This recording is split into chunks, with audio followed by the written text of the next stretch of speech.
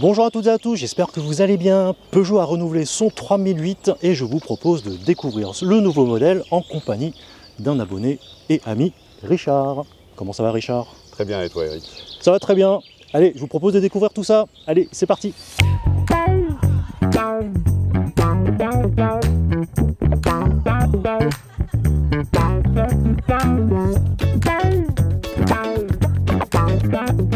Sur cette nouvelle génération, Peugeot a développé une nouvelle plateforme, la plateforme STLA Medium pour le E3008. Alors au niveau design, qu'est-ce que tu en penses, Richard? Il change beaucoup par rapport à l'ancien. C'est assez imposant. C'est imposant. Ouais. C'est vrai que c'est assez massif en fait Ouais. comme design. Alors moi je t'avouerai, j'ai une préférence de vue 3/4 avant. Plutôt que 3/4 arrière. Alors, je ne suis pas penché sur la question, pardon. Ouais, bah tu verras. Hein. Ouais. Moi, pour l'avoir déjà vu un petit peu, avoir fait le tour, je la trouve plus belle de vue 3/4 avant que 3/4 arrière. Je te dirai pourquoi. D'accord. Et toi, dis-moi. Alors moi, pour être possesseur d'un 3008 PHEV phase 2. Exactement. Ouais. La face avant elle change totalement. Donc ce modèle-ci est moins carré, On a une calandre qui est modernisée. qui est assez modernisé. Ouais. Ouais, assez dynamique, hein, avec une nouvelle, comment dire, les motifs là, de la calandre qui est vraiment, je trouve, très sympa. On avait plutôt des damiers chromés sur l'ancienne fait. génération. C'est ça, c'était chromé. Tout à fait. Et là, c'est couleur carrosserie. Bah, il y a Ça, le plutôt logo pas mal. qui change aussi. Donc, Ah oui, le logo, il joue beaucoup aussi. qui joue vrai. beaucoup. Je le trouve un peu gros, non? Je suis pas très fan de Ouais. ce logo en fait. Mais bon, ça doit, non? Je sais pas s'il doit y avoir le radar en dessous. Si, derrière. certainement. Il cache. Ah non, c'est là. Je sais pas en fait, si c'est en bas ou si c'est sur le Non, logo. non, là c'est juste un cache. Parce que sur certaines productions, le radar se trouve derrière Ah le oui. blason. Donc là. Non, j'ai pas. Ouais.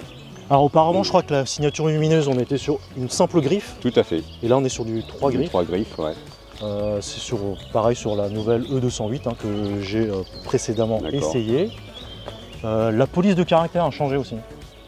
Avant Ouais. c'était chromé et là la police change Ouais, et et puis. c'est un peu anthracite. Avant c'était chromé, il me semble, hein, sur Bah, c'est les chromé. anciennes. Oui, tout c'est à chromé fait. hein, Ouais, sur les tout à anciennes fait. versions. Les phares effilés, Effilé. avec le Effectivement. prolongement des 3 griffes là, dans le phare qu'on retrouve. C'est les Matrix LED. Sur cette version-là, oui, on a des Matrix LED. D'accord. Ça fonctionne très bien d'ailleurs. Moi j'aime beaucoup. Ok. T'en as aussi, toi? J'en ai sur la aussi, tienne. ouais. Ouais. Ouais, ouais. C'est vraiment très sympa. C'est une voiture statutaire, on va dire. Par son gabarit. Ouais, par son design qui se C'est veut ça. massif aussi. Hein. Ouais, c'est ça. Tout à Donc, fait. alors, il y en a qui l'aiment, il y en a qui n'aiment pas la nouvelle patte Peugeot. Mais ça change effectivement des précédentes générations, Ouais, oui. designées par Gilles Vidal. Là, c'est plus Gilles Vidal qui a donné le coup de crayon. Là. Là, effectivement, on voit qu'il y a un changement parce que les portes, elles sont beaucoup plus. On le voit en termes de dimension. Oui, on est sur 4,54 m de long, Ouais, alors d'ailleurs. que l'ancien, le 3008 phase 2, il est sur du 4,30 m. Non, non, on est sur du 4,45 m, Ah bon un truc comme ça, il me semble, hein, l'ancienne génération. Il me semblait que c'était. Ouais. D'accord. Donc il est un petit peu grandi, je pense. Mais bon, les portes, elles semblent être plus imposantes. Plus large, effectivement, Plus large, hein, ouais. ça fait très large. Alors qu'est-ce que t'en penses, toi, de la forme coupée fastback derrière? Le pavillon de toit, la chute du pavillon de toit comme ça. Bon, je dirais que ça donne un style et puis ça va dans le sens, l'effet de mode du moment, on va dire, où tout le monde veut. Du coupé. Du coupé, voilà, c'est ça. Effectivement, ça fait. Alors moi, ça me rappelle le Lexus RZ que j'ai essayé sur ma Ouais, chaîne. Tout à fait. Ce côté en plus assez angulaire, Ouais, c'est très anguleux hein, Ouais. sur les portières, etc. Je te propose de regarder l'arrière parce que, encore une fois, ça ressemble beaucoup au RZ. Hein. D'accord. Notamment, en fait, c'est assez massif. Alors, je trouve moins bien réussi chez Peugeot que chez Lexus. Là, je trouve un peu fade par rapport au Lexus. D'ailleurs, là, les deux petites oreilles là-haut, là, Ouais. de chauve-souris ou de lapin, Les chauves-souris. Ouais. c'est un peu repris de chez Lexus, hein, je trouve. D'accord. Ouais. Bon, je mettrai des incrustations de l'autre D'accord. véhicule là. Je pense que- Et c'est vraiment. J'étais étonné en fait du design du 3008 en fait quand je l'ai vu. D'accord. Ça manque un peu d'éléments, je trouve. Le RZ ici, on avait des fausses entrées d'air. Mhm. Là, je trouve que ça fait un peu fade en fait. À mon sens, c'est dommage parce qu'on voit que cette partie du coffre qui est hyper présente, on va dire. Et, Oui, et, il y a une trop grande surface, je et- trouve, qui est vide en fait. voilà, et visuellement, ça interpelle, quoi. Ça interpelle pas Ouais. dans le bon sens. Voilà. C'est ça. Et là, en fait, C'est trop vertical, je trouve, en plus de ça. En plus, C'est oui. trop vertical. À mon goût. Hein. Là, le côté fastback coupé, comme tous les autres constructeurs, ils ont voulu supprimer, alors je sais pas si c'est une histoire de coût ou quoi aux caisses, mais ils ont supprimé l'essuie-glace arrière. Je trouvais, Ouais, c'est vrai que c'est pas pratique hein, ouais. de pas avoir d'essuie-glace à l'arrière. Ouais, voilà, ça casse un peu le. C'est moins harmonieux, je trouve, Ouais, à l'arrière. voilà, c'est ça, t'as bien dit le Moins mot. harmonieux. Ça casse une harmonie, Ouais. c'est dommage. Bah, je te propose de voir le coffre avec la fonction main libre. On est sur 520 litres de capacité de chargement. On peut régler le plancher sur 2 niveaux et on pourra donc baisser les sièges selon le schéma 40, 20, 40 et on pourra monter jusqu'à 1480 litres en abaissant tout. D'accord, C'est pas mal. c'est bien, Ouais. c'est correct. Quoi, c'est correct, c'est plus que correct, on va dire. Ou pour mon 3008, je suis à 460. Ah oui, donc on gagne en volume là, Ouais. sur le nouveau modèle. En plus, oui, alors toi c'est une version PHEV, donc PHEV, il y a une donc j'ai les batterie, batteries, moteur ouais. à l'arrière. C'est peut-être pour ça qu'on a aussi un petit peu moins de volume sur Tout à fait. sur ta Ouais, version. tout à fait. Après, peut-être qu'aussi sur la nouvelle version, en PHEV, on aura aussi un peu moins de volume. Mm. Ce sera à voir. Mais en tout cas, ça offre une bonne capacité de chargement hein, pour partir en voyage en famille. Je trouve ça plutôt pas mal. Alors par contre, il n'y a pas de frunk comme chez Tesla. Ça, c'est un peu dommage. Ouais, bah, Parce que c'est une traction, donc tout ce qui est moteur et tout ça, tout est à l'avant. Donc on n'a pas de capacité de chargement.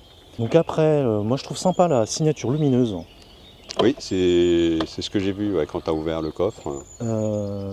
J'ai la clé dans la poche, donc je peux te faire... Ça c'est quand ça s'éteint. Ouais. Et quand ça s'allume, voilà, Ouais. une petite animation des feux arrière. Je trouve ça Et à sympa. l'avant aussi, hein, ça fait Ouais, c'est pareil. une petite Ça fait- petite animation. Ça fait sapin de Noël. Un peu, ouais. Ça fait un peu sapin de Noël. Bon, ben voilà pour le design extérieur. On va passer à l'intérieur. Voilà, on va voir l'habitabilité à l'arrière. Alors moi, je mesure un peu moins d'1m80. Richard, toi, c'est aussi la même chose. 1m75. 1m75. Ouais. Bah écoute, moi, je suis bien installé. J'ai réglé le siège à ma position de conduite, donc moi, j'ai de la place hein, au niveau des jambes. Ouais. Et en garde-toit, alors comme on a quand même le toit Fuyant. en face-back, oui, en Ouais. fuyant, bah, je trouve que en fait c'est plus en arrière que ça fuit. Ouais. Et donc on touche pas le toit, aussi bien toi que moi. Ensuite les sièges Alcantara et puis simili cuir. Mm. Donc par rapport à l'ancienne, qu'est-ce que t'en penses toi? Quand on est assis à l'arrière, on a autant de place ou qu'est-ce que t'en penses? Bon, on a un peu plus de place. Ouais, vu qu'on a un empattement un peu plus grand Exactement. sur la nouvelle plateforme. Et donc ce que tu me disais, c'est que quand on monte ou quand on descend du véhicule, Oui, on c'est. a un petit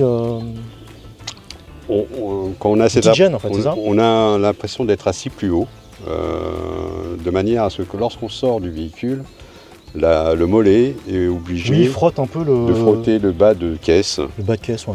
Ouais. Et alors ça c'est dû à la batterie qui est en fait au niveau du plancher, du coup le D'accord. plancher est rehaussé. Mhm. Effectivement quand on sort, alors l'ouverture de la porte pourtant est Elle est protégée, oui. protégée, Mhm. et est quand même assez grande, mais effectivement quand je sors la jambe là on va le voir, en fait le mollet va frotter la carrosserie. Effectivement. Exactement. Donc ça peut être un petit désagrément Ouais. pour les messieurs et dames qui sont bien apprêtés, on C'est va ça. dire. Ouais, tout à fait. Mais voilà, c'est Bon après, il y a un petit joint en bas, mais pas vers le haut, donc c'est vrai que ça peut parfois être... ça peut se salir, on va dire. Ouais.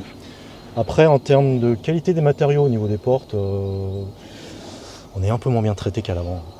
Ouais, et puis des plastiques durs. Hein. Moi, j'ai de mémoire, je crois qu'on a du simili-cuir sur le dessus de la contreporte. La contreporte, ouais. Ouais. Et là, on n'a pas l'éclairage d'ambiance à l'arrière, ouais, comme pour les passagers à l'avant. Hein. Bon, ça, c'est dans toutes les Peugeot que j'ai voilà, essayé. pareil, la mienne aussi. Ouais. Par contre, l'accoudoir est sympa. C'est molletonné comme à l'avant. Alors, pour les passagers à l'arrière, on va avoir les aérateurs hein, pour pas qu'ils aient trop chaud ou trop froid. Le petit rangement, 2 ports USB-C. Pareil. Allume-cigare. Oh, prise allume-cigare 12 volts. Ouais. Et un petit rangement là en bas. Et donc on a aussi un accoudoir.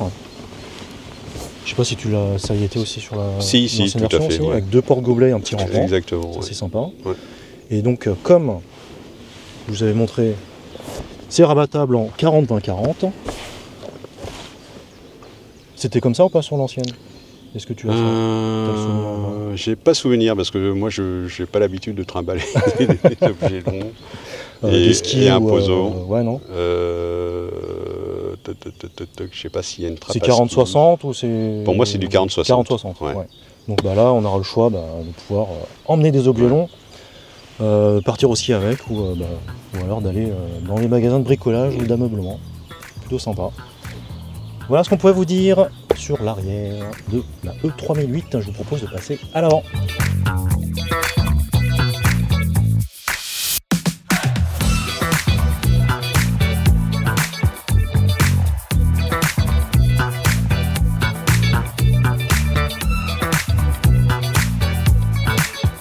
Quelles sont tes premières impressions à bord de la 3008 de nouvelle génération? C'est un véhicule qui a un effet waouh quand on rentre à l'intérieur, où c'est assez, on a l'impression de rentrer dans un vaisseau spatial. Ouais.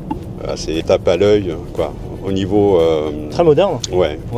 Très actuel. Je dirais plus qu'actuel. Je dirais parce qu'il y a beaucoup de tactile. L'écran est assez présent, on va dire. Alors parce qu'on a la version panoramique du iCockpit maintenant, on n'a plus de 3D maintenant du coup. Et ça donne une nouvelle façon d'appréhender la route, je dirais. C'est vrai. Où on a toute l'information qui est disponible sous les yeux. Après, au regard de ces informations, là, je me demande si ça, dans un premier temps, ça ne va pas nous focaliser plus sur l'écran que sur la route. Voilà. Ouais, écoute, franchement, visuellement, c'est pas mal, je trouve. Ouais. Je pensais que le fait de ne pas avoir d'affichage tête haute, ça pouvait me manquer, mais en fait, c'est tellement large et assez bien placé en hauteur que en fait, on n'en a pas besoin. Exactement. Si je devais faire le comparaison avec mon 3008, c'est typiquement ça. Ils ont rabaissé ou fait un petit volant pour avoir cet affichage de tête haute au travers de l'écran, pour éviter de faire cette projection sur le pare-brise. Ouais. Tout à fait. En tout cas, on a toujours le petit effet, petit volant avec qui cache un peu le bas de l'écran. Ça, c'est un peu dommage. Alors, je sais pas si toi, tu as aussi le même problème avec la 3008. J'ai pas ce problème-là. Et je te dirais, je t'avouerais que plutôt, je crois que je l'ai un peu baissé. Ouais, mais moi, c'est baissé au plus bas et au plus profond, mais j'ai toujours le bas de l'écran qui est caché. D'accord. Non, je suis pas gêné. Donc, Alors moi, je vais te dire une chose. Bon, l'intérieur, tu vois, il y a les éclairages d'ambiance et tout ça. C'est différent des autres marques parce que là, on a un éclairage qui va se refléter dans le décor. Alors, au début, on trouve que c'est chouette, à première vue. Alors, pour l'avoir essayé de nuit, c'est un peu trop visible. Ça, c'est un peu dommage, je trouve. D'accord. Est-ce que c'est visible de l'extérieur ou est-ce que c'est visible parce que c'est gênant dans ta conduite? C'est un peu gênant dans la conduite parce qu'en fait ça se reflète un peu sur le pare-brise. D'accord. Et en plus dans les réglages j'ai pas trouvé le moyen de réduire l'intensité. Donc ça c'est un peu dommage aussi. Par contre on peut le couper. Ça, c'est soit on le coupe soit on le met à fond. C'est un peu dommage. Ça gâche l'intérêt d'avoir l'éclairage ambiance. Tout à fait. Ouais, c'est un peu dommage. Mais de jour, je trouve que c'est sympa d'avoir d'avoir cette présentation aérée, moderne et tout ça. Alors il n'y avait pas d'habillage en tissu sur les anciennes générations, non? Si. Il me semble. Si, il y avait aussi. Si, pour certains modèles, je crois qu'il y avait cet habillage en tissu. Oui, oui, parce que c'est raccord par rapport au siège. Mes sièges sont gris et noirs. Et ici, j'ai cet habillage en tissu. Ouais. Là, on a des sièges sport. Hein, on est dans une finition GT, Alcantara et puis simili-cuir. Hein, c'est du TEP, tissu enduit de plastique. Ouais. Bien maintenu. Hein. Qu'est-ce que t'en penses? Ça me semble être de quoi? Oui, ça semble être de bonne facture. On est bien assis. Ouais, par contre, il manque comme je disais tout à l'heure. Pour les cuisses, ouais. Pour les cuisses, C'est vrai que moi j'aime bien aussi qu'il y ait ça, mais là, c'est absent dans cette finition GT. Bon. Donc, ouais, c'est un peu, c'est étonnant pour ce type. Ça y est, sur la tienne? C'est sur, ça existe sur ma voiture. Un soutien de la cuisse réglable. Ouais, c'est bizarre qu'il n'y ait pas. Donc, en parlant des sièges, il n'y a pas de réglage électrique sur la finition GT de base. D'accord. Il faudra prendre des options à 1400 ou à 2800 €. Et du coup, tu auras soit du cuir Napa avec les réglages semi-électriques sur le premier niveau et complètement électrique à gauche et à droite à 2800 €. D'accord. Ça, c'est un peu dommage aussi. Ouais, je sais que sur ma voiture, c'est une option que j'ai prise. T'as pris, ouais. C'est vrai que c'est plus agréable. Hein. Ouais, chez vous, le siège est chauffant, massant, électrique pour le côté conducteur, manuel pour le côté passager. Alors effectivement, l'option à 2800 €, c'est massant, électrique, ventilé, tout ce que tu veux. Et voilà, qu'on n'a pas sur cette version d'essai. Alors si je me trompe pas, en plus les chaises, ils sont certifiés AGR, qui est un organisme pour tout ce qui est siège et tout ça. Donc effectivement, c'est confortable. Hein, pas de problème. Oui, on est bien, bien assis, ouais, tout à fait. Bien maintenu, je trouve qu'on a des bons maintiens là. Donc franchement, ça va. En termes de qualité perçue, qu'est-ce que tu en penses par rapport à la précédente génération? Les matériaux et tout ça Je dirais que c'est différent. C'est différent? Ouais. Je ne peux pas comparer parce qu'il y a, des nouveautés. Donc, je vais parler de gadgets un peu quelque part. Ouais. Où, la high toggle, voilà, qui remplace les touches piano. Exactement. Donc là, effectivement, la perception est tellement différente. Hein. C'est un peu ce que je disais tout à l'heure, où quand on rentre dans la voiture, on a l'impression de rentrer dans un vaisseau spatial, où on a une bonne partie des touches sont tactiles. Et donc ça donne... Alors toi, t'es fan de ça ou pas, du tactile ou pas? En perso, moi je suis pas... Pas trop, non. Sur la high toggle, je suis pas très fan. Non, moi je préfère les touches piano qu'il y a avant. Pareil. Sachant qu'en plus les touches en bas là, pour tous ces clims là, je trouve ça un peu cheap en fait. D'autant plus que c'est... J'ai pas essayé donc... c'est noir piano là. Essaye le recyclage d'air là. Celui-là. Ouais, celui-là. T'as vu? En fait toute la bande bouge en fait quand t'appuies dessus. Ah ouais, d'accord. Ouais, non, c'est pas terrible. C'est un peu dommage. Ouais. Bon après... Et c'est assez salissant. Hein, ouais, c'est ce que j'ai noté aussi. Alors effectivement, on a ce laquage aussi dans l'ancien, dans le 3008 phase 2. Ouais. Et pareil, je trouve que c'est salissant. Ouais. C'est joli à l'œil, mais c'est vrai que c'est... Ouais, tout à fait. C'est assez salissant. Mais sinon, c'est assez bien fini, je dirais. Moi, j'ai l'impression d'être plus bas assis plus bas, pardon, que sur l'autre... que sur mon 3008. Moi au contraire, côté conducteur, je suis plus engoncé, plus en mode cockpit. Alors c'est tout l'inverse du CHR que j'avais essayé, comme je t'avais dit, où c'était le passager qui était tout étriqué, et là c'est le conducteur qui est un peu étriqué dans son côté. Mais je dirais que c'est pas plus gênant que ça, je dirais que c'est plus agréable pour le passager à bord du 3008. Je connais pas le prix de la voiture, mais c'est assez bien fini.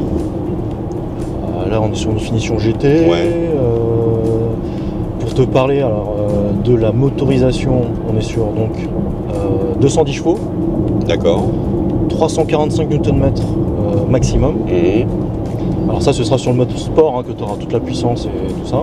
D'accord. Une batterie de 73 kWh qui est donnée à 500 km d'autonomie WLTP. Et Alors que dire de la conduite, de l'agrément moteur?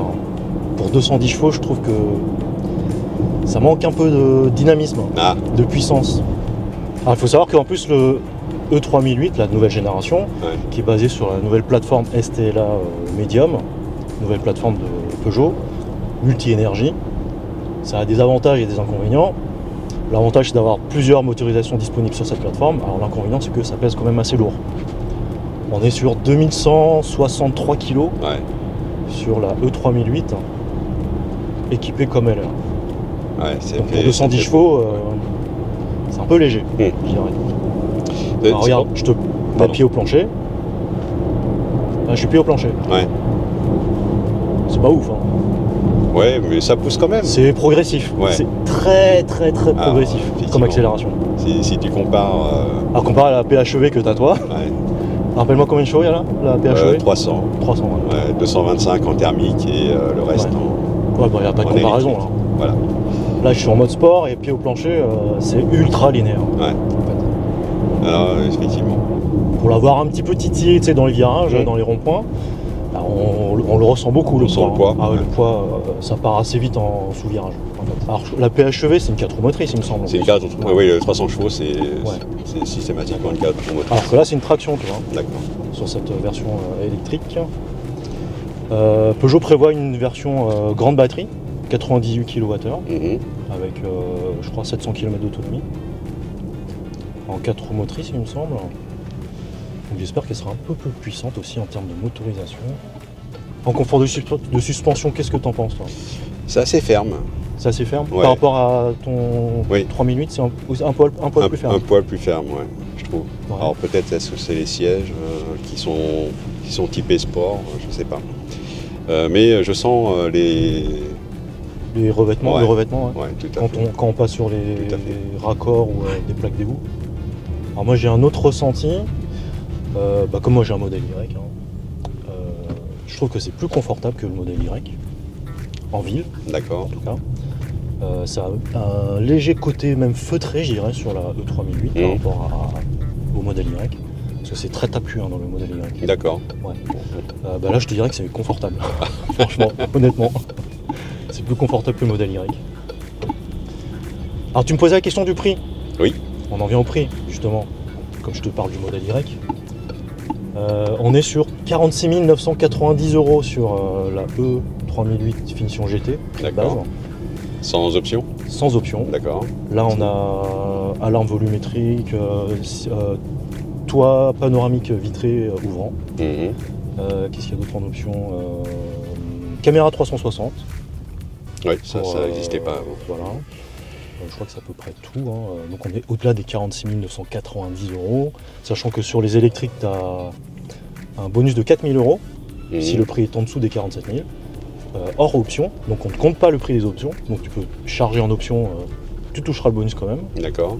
C'est ce que avait trouvé Tesla comme combine pour bénéficier du bonus écologique. Et donc, comme je te disais, 210 chevaux, 500 km d'autonomie, 46 990 €. Je ne sais pas si tu es au courant, mais Tesla a sorti une Model Y grande autonomie propulsion, 600 km d'autonomie. Si, c'est ce que j'ai vu, Et 5 secondes 9 le 0 à 100. Oui, c'est... Il y a de quoi hésiter quand même. Oui, tout à fait. Sachant que, bon, on n'a pas non plus la même philosophie à l'intérieur. D'un modèle Y, c'est ultra épuré. Oui. Là, on a quelque chose qui est plus dans le monde automobile qu'on connaît. Voilà, en modernisé, avec le grand écran panoramique. Voilà, une présentation de Peugeot qui est plutôt agréable, je dirais, avec le petit volant, etc. C'est pas mal. Non, puis effectivement, l'ajustage est assez bien fait. Oui, l'assemblage est bien. L'assemblage, pardon. L'assemblage est bien, c'est bien présenté. De bonne facture, les matériaux sont assez de bonne facture. Après, moi, j'ai quelques petits regrets au niveau des plastiques. Certains plastiques que je trouve un peu trop durs. Notamment là, sur la console et sur la contreporte. Autrement... C'est vrai que moi j'ai du cuir. J'ai un truc simili-cuir. comme ici, là, comme sur la coudoir. Ah oui, alors la coudoir, oui, effectivement, sur la portière, elle est très agréable. C'est très molletonné et tout. Et donc j'en ai un peu, j'en ai là-haut, là. Ouais. Et puis sur le maintien de porte. Ouais. Alors du coup, je trouve que là, c'est un peu compliqué pour Peugeot, qui présente un modèle bon, qui est pas vilain, hein, moderne, etc. Mais alors, face à la concurrence, ne serait-ce que du Tesla Model Y ou du futur Renault Scenic E-Tech, je crois que c'est un peu compliqué pour Peugeot là, non? Et alors, ne serait-ce que pour regarder aussi chez Volkswagen par exemple, on a l'ID4 qui propose 286 chevaux sur la finition Life Max, qui est vraiment bien équipé, pour un prix aussi de 46 990 €. On prendra aussi plus de plaisir au volant de l'ID4. Au chapitre des consommations, le 3008 a consommé 14,7 kWh au 100 sur un parcours de 56 km en région parisienne, mêlant un peu de ville, un peu d'autoroute à 90 et 110 km/h. La consommation instantanée à 110 km/h est aux alentours des 13 kWh au 100. On pourra ainsi effectuer plus de 550 km à cette allure. Ainsi s'achève la vidéo. Merci à toi Richard d'avoir participé à la vidéo. Merci à toi Eric pour l'invitation. En tout cas, c'était un très grand plaisir. Si tu veux participer à d'autres vidéos, hein, n'hésite surtout pas à me le dire. Avec plaisir. Ce serait encore une fois un grand plaisir.